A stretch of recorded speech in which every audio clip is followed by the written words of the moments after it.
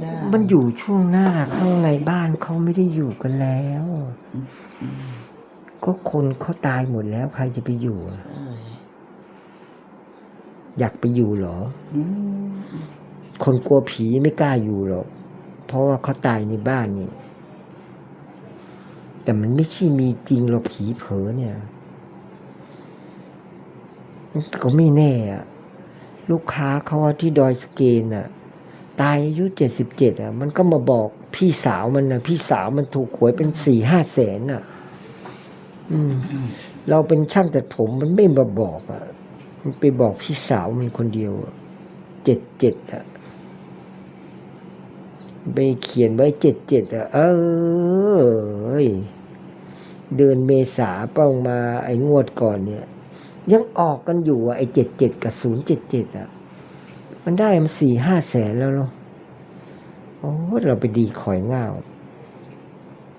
หมุนนะเจ็บนิดนึงนะ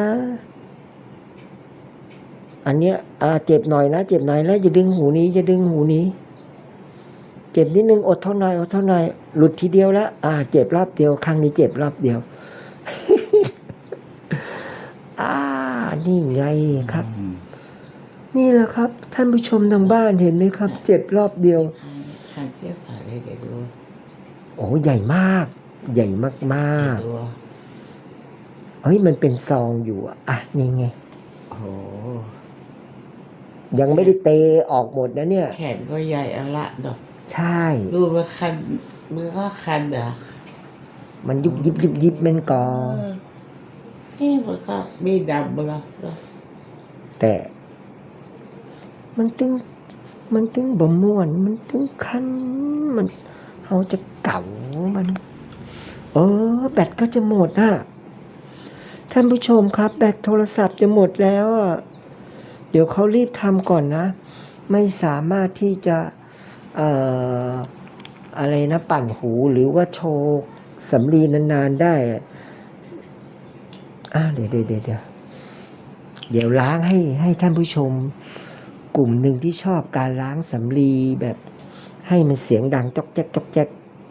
ได้มีความสุขบ้างนะส่วนคนที่ชอบสะใจกับขี้หูออกเยอะๆนี่ก็น่าจะแฮปปี้ดีด่ากันไปแล้วเวรกรรมไว้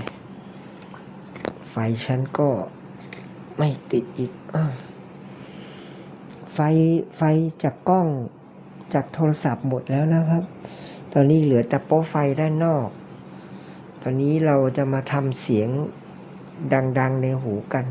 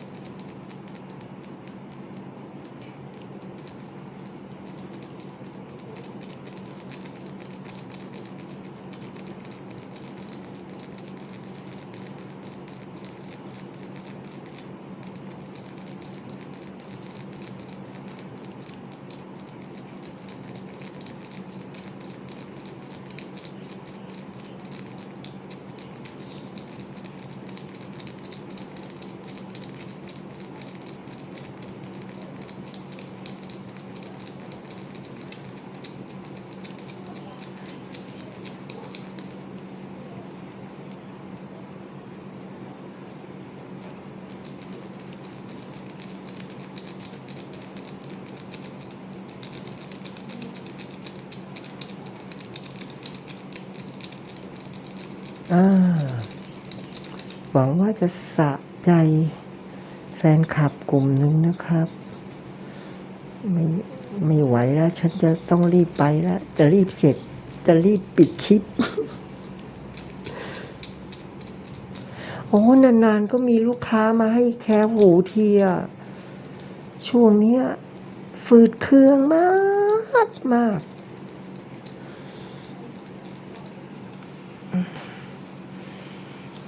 จะใช้คำว่าอะไรดี รู้จักร้านไอ้สูตรไหม สูตรเซ็นเตอร์อะ เออ รู้จักสิทำไมเหรอ ตายแล้ว ตัวสูตรเหรอ อืม แล้วไปฝังที่ไหนวัดไหน ไอ้ลูกอยู่ว่า7 ยอดนะ โอ้ไปงานศพสักคืนดีก้า ไม่รู้จะออกได้ยังล่ะ เอ้าเวรกรรม ตายแล้ววันที่15 นี่เลยวะ นี่19 20เฮ้ย มันก็แข็งแรงไม่ใช่เหรอ ผมไม่รู้เขาป่วยเป็นอะไรไม่รู้อะ แต่มันเป็นคนขี้เครียดนะ เหรอ แต่เบาหวานความดันมันได้ตอนที่มันอยู่มาก่อนมันมาที่นี่มันก็ยังแข็งแรงอยู่นะโอ้ยแต่มันหาเงินได้เยอะ มันซื้อร้านซื้อตึกซื้ออะไร แม้แต่อีตึกอีตรงหน้าตลาดสิริกรนั่นน่ะ ที่มันเป็นเพิงอยู่ใกล้ๆกับอีร้านบงกฎเห็นไหมนี่ก็ตึกของมันนะตังหลังนี่ลึกมากขนาด อืม โอ้ยมันเสื้อเอานึกภาพมันตัดเสื้อนะกล้าซื้อสูตรมันนะเสื้อสูตรมันไปตัดเนี่ยอ่ะต้องมีอย่างน้อยแม้10,000อ่ะเสื้อสูตรมันอ่ะใช่ไหมตัว10,000อ่ะ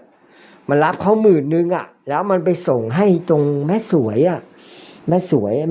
มันจะรับตัดสูตรและไอ้นั่นมันเป็นเชื้อสายจีนแล้วมันตัดสูตรเก่งกันนึกออกป่ะ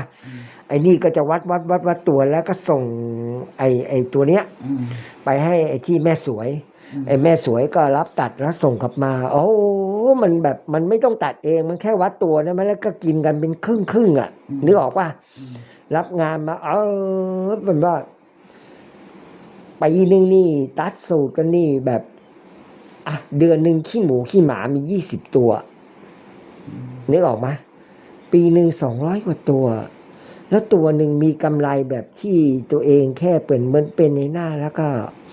รับมาวัดตัวอย่างเดียวเนี่ยประมาณนู่นน่ะตัวหนึ่ง4,000-5,000อ่ะแต่มันก็ยังสู้เจ๊หงไม่ได้ว่ะเจ๊หงตัดเองกินเองมีตัวละ5-6,000อ่ะ เจ้าโหไปเงียบไปแล้วเรื่อง เอาตอนนี้เปิ้ลย่าไปได้ครับเปิ้ลวัดตัวได้อยู่เหรอ ทำไมยากไปแล้ว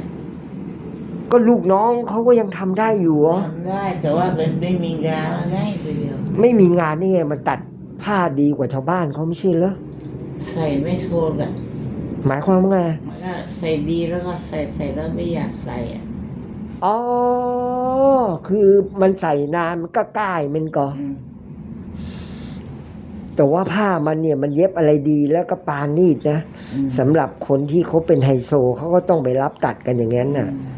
แล้วฝีมือมันดีอย่างมันน่ะวัดตัวเก่งแล้วออกแบบเก่งเสร็จแล้วมันก็สอนลูกน้องมันน่ะ ให้เย็บยังไงสอนยังไง แล้วก็ลูกน้องมันก็ได้เงินมากกว่าที่อื่นหน่อย แต่ว่ามันน่ะได้เยอะกว่าเพื่อนน่ะนึกออกไหมอ่ะตัวหนึ่งลูกน้องได้เต็มที่ก็ไม่ถึงได้ตัวละ500นี่ลูกน้องดีใจไหมอ่ะก็ถูกป่ะวันหนึ่งเย็บได้3 ตัวก็สบายแล้วใช่ไหม ยังเกย์2 ตัวก็ 2 ตัวได้วันละ1,000ไปยักการที่อื่นน่ะ300-400 นี่ได้1,000อ่ะส่วนตัวเจ๊หงก็ถ้าลูกน้องได้มีลูกน้อง5 คนวันละ2 ตัวก็วันละ10 ตัว10 ตัวก็ได้เงินไปประมาณวันละ4,000 ท่านนี่มันได้กันเงียบเลยเหรอไม่รู้นะเราก็ไม่ได้ไปตัดแล้วนะ มันซื้อตึกแล้วมันก็เปิดร้านอะไรนะสังฆพันธ์ใช่ไหมที่ไอ้ทูบเทียนหอมอะไรที่ผัวมันตายไปแล้วอะ สังฆพันธ์ไม่ใช่ของว่า ของมันเมื่อก่อนผัวมันทำ แล้วก็ซื้อเองกับสังฆพันธ์ ของมันนั่นแหละตึกของมันแล้วตอนหลังเนี่ยลูกชายมันไอ้หนึ่งกับไอ้แหม่มอะไอ้แหม่มก็มีผัวแล้วใช่ไหมไอ้หนึ่งก็มีลูกแล้วก็มีลูกมีเมียแล้วใช่ไหมแต่ไอ้2 คนนั่นน่ะมันก็ทำเป็นคนละอย่างแล้วไอ้นั่นมันก็เอาเครื่องดนตรีมาขายแล้วเหรอตึกแถวนั้นมันแทบจะซื้อคนเดียวหมดอะคือใครขายมันก็ซื้อใครขายมันก็ซื้ออะตังค์มันเยอะไม่ต้องเป็นห่วงเขาเป็นห่วงเราเอาสุขภาพเราก่อนแต่มันก็แข็งแรงมันน่ะชอบไปกับเจทิพย์อะวิ่งไปวิ่งมาวิ่ง42 โลก็วิ่ง21 โลก็วิ่ง10 โลก็วิ่ง5 โลก็วิ่งเขามีวิ่งเท่าใดมันก็ไปวิ่งตึกเท่านั้นน่ะนึกออกไหม เลยแม่เจ๊หงไม่เป็นไรอะเท่าก็ไปเท่าแบบ70ป่ายอะไอตัวเจ๊ทิพย์เพึ่ง60เจ๊ทิพย์มาแอะไปก่อนว่ะเสียดายง่าวเสียดายคนนะเนาะมันอยู่นี่กะว่าจะมีความสุขกับลูกกับหลานนะหน่อยเนาะผัวมันก็บดีลูกมันก็ดีดีนะน่าฮักขนาดเสียดายไปแล้วครับท่านผู้ชมโหคลิปนี้นินทาชาวบ้านเขาเยอะเลยเนี่ยก็ขอให้ทุกคนมีความสุขสุขภาพแข็งแรงร่ำรวยเงินทองพยายามมีชีวิตยืนยาวๆ ขีดห่อกระดาษให้หน่อย ฮะจะห่อกระดาษกลับบ้านอยู่กะ จะไปดู เดี๋ยวก่อนนะหยีจะเอาไปต้มน้ำกินกะ มันไปคันอย่างเงี้ย ถ้าไปดูแล้วมันหายคันเหรอเหมือนจะแก้แค้นอะไรประมาณนี้ใช่ไหม ก็จะดูมันไปคันอย่างเงี้ยมีก็ สำรวจโลก เมื่อนี้ยังไม่ค่อยถึงเดือนดีน่ะ แต่กะไปละท่านผู้ชมบ๊ายบาย